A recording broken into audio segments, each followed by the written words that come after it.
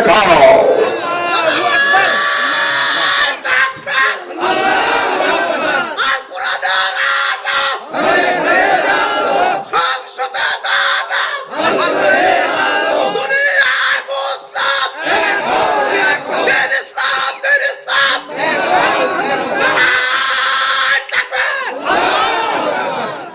এখন সেই রবের আইনকে এই জমিনে বাস্তবায়ন করতে গিয়ে যদি এমন হয় যে আমরা সবাই আজকের শপথ নিলাম যে কোরআনের পক্ষে কাজ করব, রবের আইন এই জমিনে বাস্তবায়ন করবো, আর না হয়তো তাহলে তো তার উম্মত, তার বান্দাই না, তার খলিফাই না, সে আমাদের রবও না।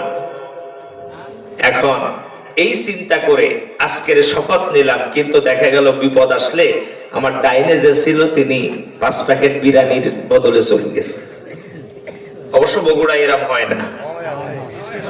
বামে যে ছিল সে 3 প্যাকেট বিরিয়ানিতেই চলে গেছে, সামনে যে ছিল সে 5 প্যাকেট বিরিয়ানিতে গেছে, পেছনে যে ছিল ও একটু শক্তিশালী ও 1000 খানিক খেয়েছে। এরম হয়ে অনেকে চলে যায় না? আমি আপনাদের কাছে শুনতে চাই, তখন আপনি কি করবেন? আপনি এখন একা, তখন আপনি কি করবেন? কেউ নেই আপনার চতুর সাইডে, এখন আপনি একা, তখন আপনার সিদ্ধান্ত কি হবে? এত সময় অনেক উত্তর দিয়েছেন, ঠান্ডা লাগতেছে ভাই, তাহলে আমি এখনই মোনাজাত দিয়ে দেই।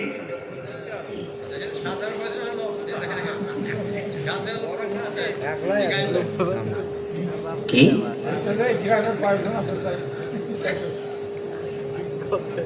আচ্ছা, ওটার উত্তর একটু পরে দেব। এই গ্রামের লোক হওয়া যে শর্ত এমনটি না, এর উত্তর আপনার ধারাবাহিকতায় আসবে। এই মুহূর্তে কাট করে আপনাকে দিতে গেলে উত্তর এটা বিশৃঙ্খলা হবে। ওটার উত্তর দিচ্ছে, আপনি বসেন, খেয়াল করেন।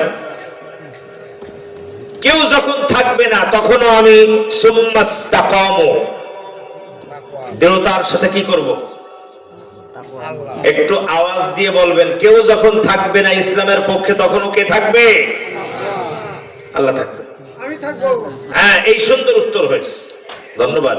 একটু জোরে বলেন, কে থাকবে? এত আস্তে বললে হবে না। কেউ যখন থাকবে না তখনও কে থাকবে? কেউ যখন ইসলামের পক্ষে কাজ করবে না তখনও কে করবে? কেউ না করুক আমি করব কাজ। ঠিক আছে তো? কেউ না করুক আমি করব কাজ। আল কোরআনের আহ্বানে দিন কায়েমের প্রয়োজনে, আল কোরআনের আহ্বানে দিন কায়েমের প্রয়োজনে নতুন করে আবার আমি শপথ নিলাম আজ। কেউ না করুক আমি করব কাজ। সবাই, কেউ না করুক আমি করব কাজ। রাজি আছি না নাই? একটু জোরে বলেন ভাই। আপনাদের কণ্ঠের আওয়াজ শুনে শুরু থেকে মানে দাবড়ায় ধরে আওয়াজ বের করা লাগছে। আমার এখন এত সময় পরে একটা বিষয় মনে হচ্ছে, সেটা হলো আমি মনে হয় দীর্ঘ রাস্তা জার্নি করে আসছি, এই জন্য মনে হয় আমি মনে কানে কম শুনতেছি, আর না হয়তো আপনারা ঠান্ডার ভিতরে জমে গেছেন, আপনারা কানে কম শুনতেছেন, এ ধরনের কিছু নাকি? মানে অবস্থাটা এরকম, এক ভদ্রলোক, তার 100 ছাগল ছিল। কয়শো? আরো একটু জোরে বলেন, কয়শো? জোরসে বলেন, আরো জোরে। জোর হলো না, আওয়াজ ওই একটাই। 100 ছাগল ছিল। এখন তার এক বন্ধু, সে যাবে মনে করেন আপনাদের শাকপালা বাজার। এখন বলতেছে, দোস্ত আমার এই 100 ছাগল আছে, তুমি একটু সুন্দর করে দেখে রাখবা 1 ঘন্টা। কয় ঘন্টা? 1 ঘন্টা দেখো, আমি আসতেছি বাজারটা করে। মজার বিষয়, যাকে দায়িত্ব দিয়ে যাওয়া হচ্ছে তিনিও কানে কম শোনে, আর যিনি দায়িত্ব দিচ্ছেন তিনিও কানে কম শোনে। তার মানে দিওটা কি? ঠসা। আচ্ছা, বয়রা, ঠসা। এখন 1 ঘন্টা অতিবাহিত হওয়ার পর যখন সে ফিরে আসছে, এসে বলতেছে 1 ঘন্টা হয়ে গেছে, আমি চলে আসছি। বলছে, দোস্ত তুমি আমার যে উপকার করলে তুমি কি জানো? 1 ঘন্টা আমি যাওয়ার কারণে আমার প্রায় 2 লাখ টাকা লাভ হয়েছে। তা তুমি আমার এত বড় একটা উপকার করলে, আমার এই 100 ছাগলের পালের ভিতর থেকে ওই কোনায় একটু পা টেনে হাঁটে একটু খোড়া, ওইটা তুমি নিয়ে যাও। কানে কম শোনে না বেশি শোনে? ও ডাক দিয়ে বলতেছে, দোস্ত আমার কি তোমার তাই মনে হয় আমি তোমার ছাগল খোড়া করব? এ বলতেছে কি তোমাকে দিয়ে দিলাম, আর ও বলতেছে আমার কি দরকার তোমার ছাগল খোড়া করা। দুইজনের ভিতরে বাক দ্বন্দ্ব শুরু হয়ে গেছে। এমন সময় ভালো একজন ব্যক্তির আগমন ঘটলো আপনাদের মতন। যে বলতেছে কি রে? ও বলতেছে ছাগল দিয়ে দিলাম, আরে বলছে খোড়া করি নাই, বিষয় কি? এখন দুইজন ওকে ছেকে ধরছে। ও দেখতেছি এই বিচার আমার দ্বারা করা সম্ভব। ও করছে কি, এলাকার গণ্যমান্য ব্যক্তি যে তার কাছে নিয়ে গেছে। মজার বিষয় তিনিও কানে কম শোনে। শুধু কানে কম শোনে না, 3 দিন আগে বউ তালাক দিয়েছেন। এখন এই 3 জন ব্যক্তি যে বলতেছেন ভাই, ইনি বলতেছেন ছাগল খোড়া করি নাই, উনি বলছে দিয়ে দিলাম। ভালো লোকটার কথা, আপনি মেহেরবানি করে এই বিচারটা করেন। এরা আমার কাছে বিচার দিছিল, কিন্তু এই বিচার আমি করার যোগ্যতা রাখি না। আপনি গণ্যমান্য ব্যক্তি আমাদের এলাকার, আপনি একটু করে দেন। এখন ওনার উত্তরটা শোনেন। উনি বলতেছেন, সংসার তো আমি করছি, তোমরা করছো নাকি? তার মানে হলো আমি যে বউ তালাক দিয়েছি ও আর ঘরে আনবো না, তোমরা 3 জন আমাকে যতই বুঝাও।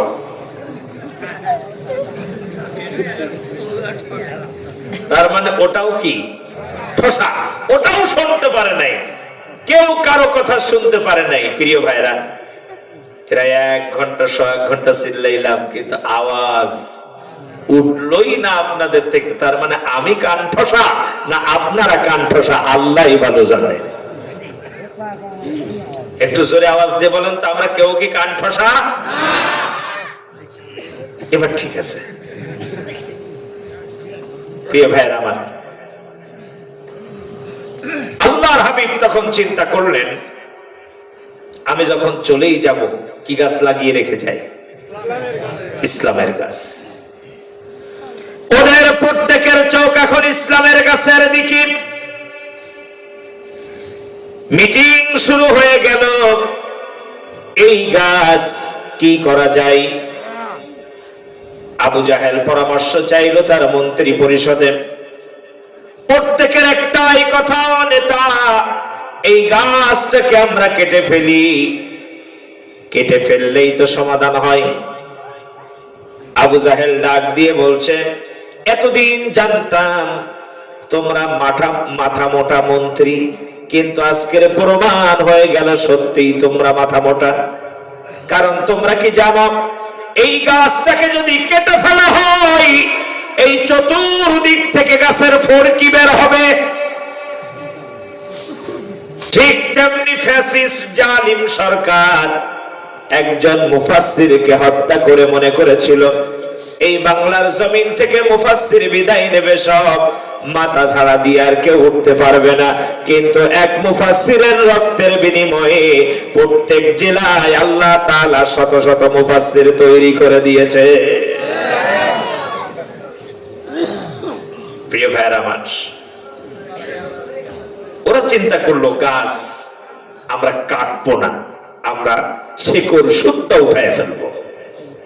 ওরা ঠিক তাই করলো। উঠানোর পরে আল্লাহর হাবিবের মনটা কিন্তু খারাপ, কারণ ইসলামের গাছ, চারা গাছ ওরা উঠায় ফেলেছে।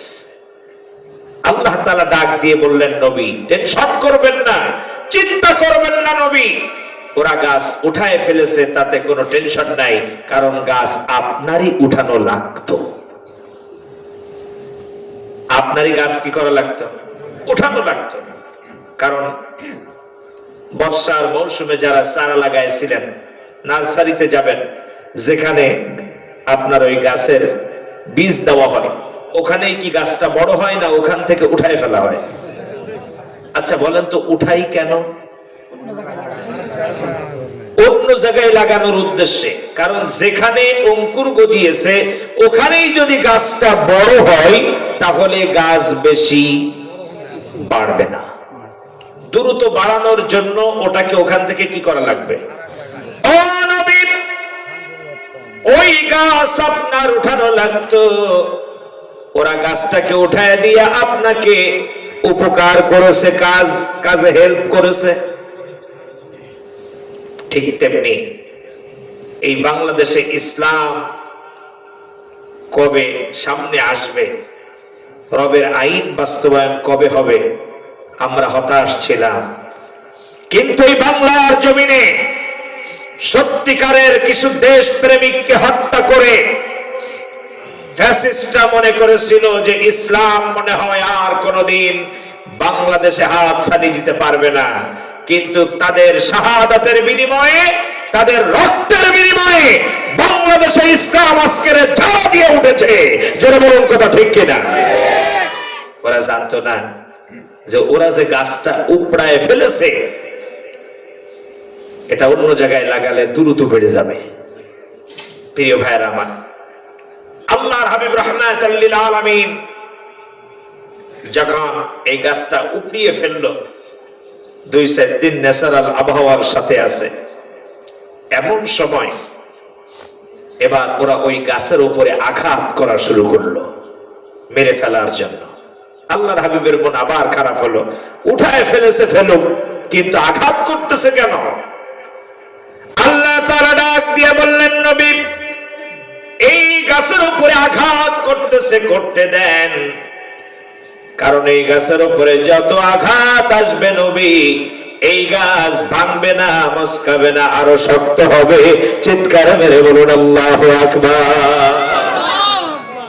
বাস্তবতায় যান, আপনারা এখানে পাতো ফেলাইছিলেন ধানের, হ্যাঁ, ধানের পাতো যখন আপনারা উঠাইছেন, উঠায় উনি বাড়ি দিয়েছেন কোথায়? আগে হাতে দেয় না আগে পায়ে? যাদের পায়ে জোর আছে টান একটা দিয়ে অমনি বাড়ি একটা। এতে কি ধানের পাতর ক্ষতি হয়েছে নাকি আরো ভালো হয়েছে? মাটি পড়ে গেছে, জঞ্জাল সরে গেছে, গাছ শক্ত হয়েছে। যারা পায়ে বল নেই তারা কোথায় বাড়াইছে? হাতে।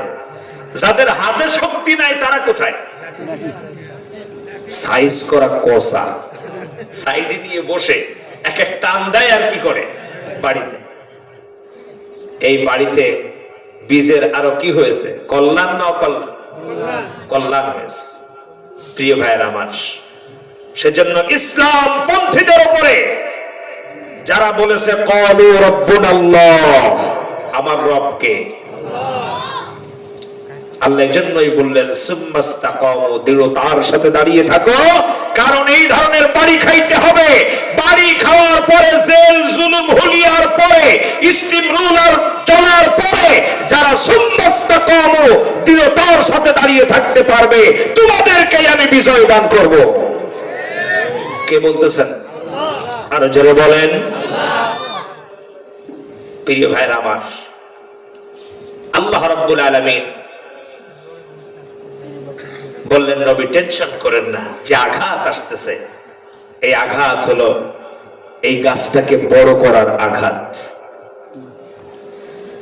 প্রিয় ভাইরা আমার, এবার আল্লাহর হাবিবকে আল্লাহ তাআলা ডাক দিয়ে বললেন, নবী এই গাছটাকে আপনি এবার 2 হাতে নেন, 2 হাতে নিয়ে চলে যান মদিনাতুল মুনাওয়ারায়, ওখানে সুন্দর করে রোপণ করে দেন। রোপণ করে দেওয়ার পরে আপনি দেখতে পাবেন এই গাছ এত দ্রুত বেড়ে যাবে যে মক্কা আল মুকাররমাও একদিন এই গাছের সুশীতল ছায়াতলে চলে আসবে। চিৎকার মেরে বলুন আল্লাহু আকবার। ওয়া কানা হাক্কান আলাইনা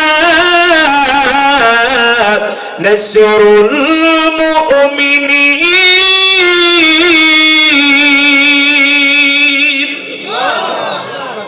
আল্লাহ বলছেন, নবী শোনো, শুধুমাত্র তুমি সংগ্রাম করবে, চেষ্টা করবে রবের আইনের জন্য, তুমি কি ভেবেছো যে আমি চুপচাপ বসে থাকবো? তোমাকে সাহায্য করা তখন আমার জন্য কি হয়ে যায়? ওয়াজিব হয়ে যায়। কি হয়ে যায়? সেই রবের নামে একটু জিকির করি, লা ইলাহা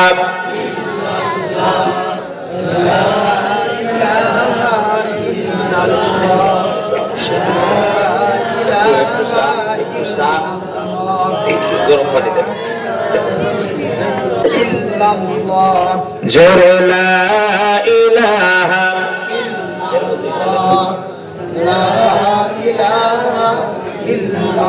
জোরে লা ইলাহা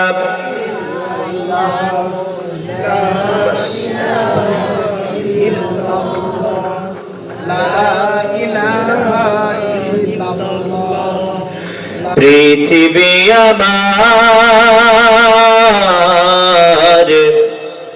আসল ঠিকানা নয়, মরণে কি দিন মুছে দেবে সকল রঙিন পরিচয়।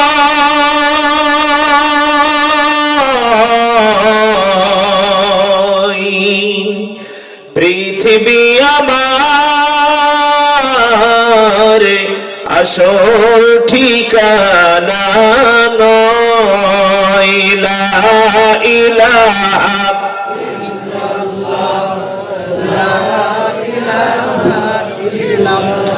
জোরে লা ইলাহা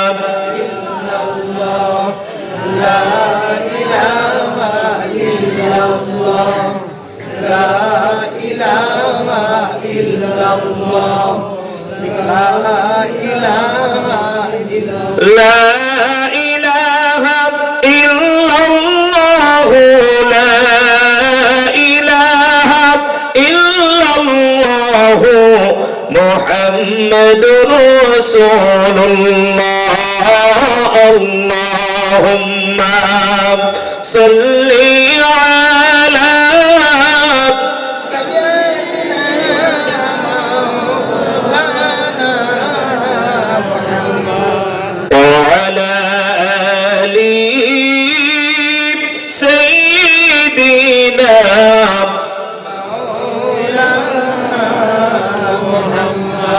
প্রিয় ভাইরা মানুষ। এখন মুহাম্মদ সাল্লাল্লাহু আলাইহি ওয়াসাল্লাম পৃথিবীতে নাই, এই দায়িত্ব এখন কাদের উপর?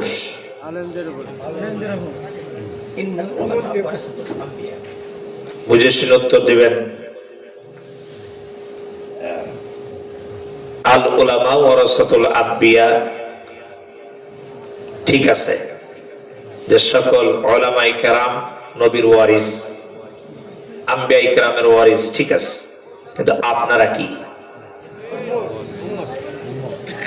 আল্লাহ আরো একটা পরিচয় দিয়েছেন। যিনি বলেছিলেন, আমার সম্মানিত মুরব্বী, যিনি বলছিলেন যে আমরা এই এলাকার কয়জন আর অন্য এলাকার, এবার আপনার উত্তরটা এখানে পাবেন। আপনার পরিচয় কি? আল্লাহর হাবিব এখন এই পৃথিবীতে নাই, তাহলে এই গাছের পরিচর্যা কারা করবে? একটু দাবি করে বলেন না, এই কাজ আমার, এই কাজ এখন কার? আরো জোরে বলেন, আমাদের। আল্লাহ বলছেন, তাহলে তুমি কে? এবার শোনো, আমার দৃষ্টিতে যদি তুমি আমার রাস্তায় দৃঢ়তার সাথে টিকে থেকে কাজ করতে পারো, তাহলে আমার ভাষায় তোমার একটা পরিচয় আছে। وَإِذْ قَالَ رَبُّكَ لِلْمَلَائِكَةِ إِنِّي جَاعِلٌ فِي الْأَرْضِ خَلِيفَةً। আল্লাহ বলছেন, তোমরা যারা আমাকে রব বলে স্বীকার করেছো, যারা আমার জমিনে কোরআন প্রতিষ্ঠার ইচ্ছা পোষণ করেছ, আমার ভাষায় তোমরা হলো ফিল আরদি খলিফা, আমার জমিনের তোমরা হলো প্রতিনিধি। তাহলে আমরা কার প্রতিনিধি? এত আস্তে বললে হবে না, আরো জোরে বলেন, আমরা কার প্রতিনিধি? এখানে কিন্তু আল্লাহ কি বললেন, ফিল আরদি খলিফা। আরদুন মানে কি? জমিন। খলিফা মানে হলো প্রতিনিধি। তাহলে যেখানে জমিন আছে ওই জায়গার খলিফা আমরা। কথা কি বুঝেছেন? তাহলে এই শিয়াল চাপড়া এলাকার বাসিন্দা হওয়া শর্ত না, খলিফা হওয়া শর্ত। আল ফিল আরদি খলিফা, যেখানে জমিন আছে সেখানে দায়িত্বশীল আপনি, সেখানের খলিফা আপনি। তার মানে আপনার বাড়ি হতে পারে ওই বগুড়া মেইন শহরে, কিন্তু আপনি এখানে আসছেন আরদি খলিফা, আপনি এখানেরই প্রতিনিধি। আপনি ওখানে যাচ্ছেন, ওখানের প্রতিনিধি আপনি। আপনি ইন্ডিয়ায় যাচ্ছেন, ওখানের প্রতিনিধি আপনি। আপনি সৌদি আরব যাচ্ছেন, ওখানের প্রতিনিধি আপনি। আপনি জেলখানায় গেছেন, ওখানেরও প্রতিনিধি আপনি। উত্তর কি বোঝা গেছে? তাহলে আপনার বাড়ি কোথায় ওটা আল্লাহ দেখবেন না। আপনি যেখানে যাবেন ইসলাম প্রতিষ্ঠার জন্য, সেখানের প্রতিনিধিত্ব আপনার। এখন আসুন ভাই, আপনি আমি যদি বাম দিকে চলে যাই, তাহলে আমরা কি আর আল্লাহর খলিফা থাকবো? আচ্ছা মনে করেন, সহজ উপায় একটা বুঝি। আজকের মাহফিলের সভাপতি সাহেব একজন পীর সাহেব, হুজুর আর একজন পীর সাহেব, আমি মাঝখানে মনে করেন খলিফা। আমাদের বিভিন্ন দরবারের খলিফা থাকে না? এখন আমি সভাপতি সাহেব হুজুরের দরবারের খলিফা। এখন এমত অবস্থায় হুজুরের দরবারে যে আমি তার সামনে মাথা নিচু করে দিয়ে চুপচাপ বসে আছি, আর আপনাদের মতন কোন একজন বুদ্ধিজীবী যদি অ্যান্ড্রয়েড সেট দিয়ে একটা ছবি তুলতে পারে, তুলে আস্তে তার কাছে সেন্ড করে বলবে, আপনার দরবারের খলিফা যে বসে আছে কোথায়? ওই দেখেন অমুক পীর সাহেবের কাছে। আপনার একটু সৎ জ্ঞানে উত্তরটা দেবেন, আমার খেলাফতগিরি এই দরবারে টেকবে কত সময়? এক সেকেন্ড টেকবে? এটা যদি 80 দশক 90 দশক হতো 2 দিন টিকতে পারতো। কারণ 90 দশকে আপনার যে স্টুডিওতে বলে আসা লাগতো, অমুক দিন আমার বাড়ি যাবা, ক্যামেরা নিয়ে আসবা, ছবি তুলবা। কি সত্য নয় কি? এবার সে এই বড় এক মুগুর মার্কে ক্যামেরা পিটি বাঁধায় নিয়ে কিড়িং কিড়িং করতে করতে এসে যে না তাড়াতাড়ি সময় নেই, দোকানে আরো 5 জন বসা, তুলে দি চলে যেত। আর এখন ওর চাইতে ক্যামেরা আরো ভালো মোবাইলে তুলে এখানে পাঠায় দিচ্ছে যে আপনার দরবারের খলিফা কোথায় বসা দেখেন। এখন কি আর সেট করতে যতক্ষণ আর ছবিটা যেতে যতক্ষণ, খেলাফত যেতে একটু টাইম লাগবে না। প্রিয় ভাইরা আমার, একেবারে পানির মতন সহজ কথা। আপনি নামাজে বললেন আমার রব, আর জোরে বলেন আল্লাহ। আর বাহিরে এসে মানুষের আইনের গোলামি করলেন। আল্লাহ বলেছেন, তোমরা যারা আমাকে রব বলে স্বীকার করেছো, আমি তাদের খেলাফত দিলাম, প্রতিনিধিত্ব দিলাম। শুনে রেখে দাও, ও আমার বগুড়াবাসী, এক দরবারের খলিফা আর এক দরবারে গেলে যেমন খেলাফত থেকে না। নামাজে বললেন আমার রব আল্লাহ, আল্লাহ বলল তোমার দায়িত্ব আমার প্রতিনিধিত্ব করা। বাহিরে এসে যখনই আমি মানব রচিত আইনের পক্ষে গোলামি করব, দুনিয়াতে যেমন খেলাফত থেকে না, আল্লাহ রব্বুল আলামিন আপনার আমার নাম খেলাফত থেকে কেটে দেবেন। সহজ হিসেব। তাহলে আমরা গোলামি করব কার? আর আওয়াজ দিয়ে বলেন, গোলামি করব কার? আমাদের রবকে। বিপদ আসবে, নির্যাতন হবে, তারপরেও রবের গোলামি করে যেতেই হবে। কারণ এই দায়িত্ব আমাদের উপরে চাপিয়ে দিয়েছেন কে? আল্লাহ। এই দায়িত্ব যে সঠিকভাবে পালন করবে, আল্লাহ তাআলা বলছেন তার পরিচয় সে আমার বন্ধু।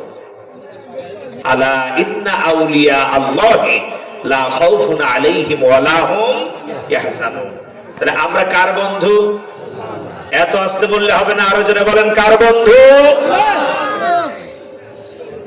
তবে আমরা কি সবাই চাই এই বাংলার জমিনে কোরআনের আইন প্রতিষ্ঠিত হোক? এজন্য ভাই, দলে দলে ভাগ হয়ে যে কাজ করলে কিন্তু কাজ হবে না, একতাবদ্ধভাবে কাজ করতে হবে।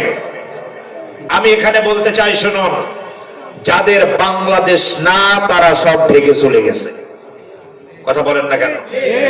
যাদের বাংলাদেশ না তারা ভেঙে চলে গেছে, আর যাদের বাংলাদেশ মামলা হামলা গুম হত্যা শহীদ হওয়ার পরেও এই দেশের মাটি কামড়ে ধরে আমরা পড়েছিলাম।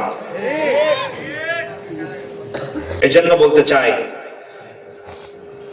যারা নির্যাতিত নিষ্পেষিত আজকের আমাদের মাঝে কে জানি একটা অন্তরায় সৃষ্টি করে দিয়েছে, কি সত্য নয় কি?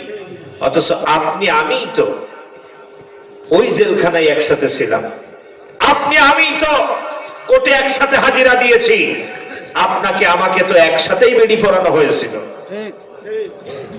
আজকের আপনি মুসলমান, আমিও মুসলমান, আপনার উদ্দেশ্য আল্লাহর জমিনে কোরআনের আইন প্রতিষ্ঠা করা, আমারও টার্গেট আল্লাহর জমিনে কোরআনের আইন প্রতিষ্ঠা করা। আসুন ন্যায় ইনসাফের সাথে কোরআনের পক্ষে কাজ করি। প্রিয় ভাইয়ের আমার, আমাদের মাঝখান থেকে এই অন্তরায় দূর করে ফেলতে হবে। ফ্যাসিস্ট তাড়িয়েছি একসাথে, বাংলাদেশে বসবাস করতে চাই একসাথে, কোরআনের আইন প্রতিষ্ঠাও করতে চাই একসাথে। জোরে বলুন ঠিক কিনা? এই জন্য আমাদের কাজ করতে হবে। রাজি আছে তো সবাই? তবে হ্যাঁ, এরপরেও কিছু মানুষ চলে যাবে। কারা জানেন? যারা এই জমিনে অন্যায় করবে কিন্তু ন্যায়ের বলি শোনাবে। মানে অবস্থাটা কেমন? একজন নারকেল চোর, কি চোর? বিরক্ত হচ্ছেন না তো আপনারা? আমি বিরক্ত বানিয়ে কোরআন শোনাতে চাই না। বিরক্ত হচ্ছেন? একজন নারকেল চুরি করেছে, চোর ধরাও পড়েছে। এখন চোর ধরা পড়ার পর ধরে নিয়ে গেছে এলাকার গণ্যমান্য ব্যক্তি চেয়ারম্যান সাহেবের কাছে। যাওয়ার পরে বলতেছে যে কি হয়েছে বলো। বলছে এই যে আমার গাছের ডাব চুরি করছে, একে ধরেন। বলছে এই ডাবটা কি ঝুনো ছিল না নারকেল ছিল, কি ছিল বলো? বলছে না, যা চুরি করছে এটা হলো শুকায় গেছে গাছে সেই নারকেল। বলছে আচ্ছা, কয়টা? বলছে প্রায় 7-8টা হবে। এখন নারকেলের দাম তো অনেক। ঠিক আছে, আমি আজকের ন্যায় বিচার করব। কি বিচার করবেন? কে বলতেছে? চেয়ারম্যান জোরে জনগণকে শোনাচ্ছে, আমি আজকের ভালো করে ন্যায় বিচার করবো। এই চোর, দলে আর কিটা কিটা ছিল বল। বলতেছে দলে তো আমরা আরো ছিলাম, কিন্তু আমি বলতে পারবো না। বলতে তো তোকে হবেই। দলে কয়জন ছিলি বল? বলছে ছিলাম 7 জন। আচ্ছা, তোদের প্রধান কে? বলে আপনি আমাকে মেরে ফেললেও আমি জোরে বলতে পারবো না এটা। না বল, তুই ভয় নেই, আমি আছি। বলছে যদি আপনি শুনতেই চান তাহলে কানে কানে শুনতে হবে, জোরে না। বলছে তা আয় আমার কানে কানে বল। বলছে শোনেন, আপনি বলতেছেন জোরে বলতে, জোরে বললে তো আপনার মান সম্মান থাকবে না, কারণ আপনার বড় খোকা আমাদের 7 জনকে লিড দেয়। কি বিচার করবে বলেন তো? আমার বড় খোকা তাদের লিড দেয়। হ্যাঁ, এই নারকেলের মধ্যে সেও ভাগ পাচ্ছে। আচ্ছা বুঝলাম। চুপচাপ শুনে আধা মিনিট চুপচাপ থেকে এবার বলছে আমি ন্যায় বিচারই করব। কি বিচার? ন্যায় বিচার। এখন চোর চিন্তা করে কি ন্যায় বিচার করবো, দেখিয়েছ। নারকেলের মালিক কি নারকেল চুরি করছে বল? ডাব নারকেল না জোনা নারকেল? বলছে জোনা নারকেল। আচ্ছা, গাছ কোন জায়গায়? কি বিচার হচ্ছে বলেন তো? ন্যায় বিচার। গাছ কোন জায়গায়? তো চেয়ারম্যান সাহেব যে বাড়ি ঢুকতে একদম ওই রাস্তার সাইডে। ওরে বদমাইশ, তুই নারকেল গাছ কেন রোডের সাইডে লাগালি তাই বলাগে? কি বিচার হচ্ছে বলেন? নারকেল গাছ কেন রোডের সাইডে লাগালি তাই বল। অপরাধ কি? অপরাধ না মানে ওই গাছে তুই নারকেল গাছ এক হলো রোডের সাইডে লাগাইছিস, অপরাধ। দ্বিতীয়ত নারকেল গাছে ঝোনা করছিস, এটা আর এক অপরাধ। মামলা দুটো। ওই রাস্তা দিয়ে মানুষ চলাচল করে, আর ওই জোনা নারকেল যদি পথিকের মাথায় পড়তো, পড়লে ও ওখানে মারা যেত। ওরা তো নারকেল চুরি করে তোকে মার্ডার মামলা থেকে বাঁচাইছে।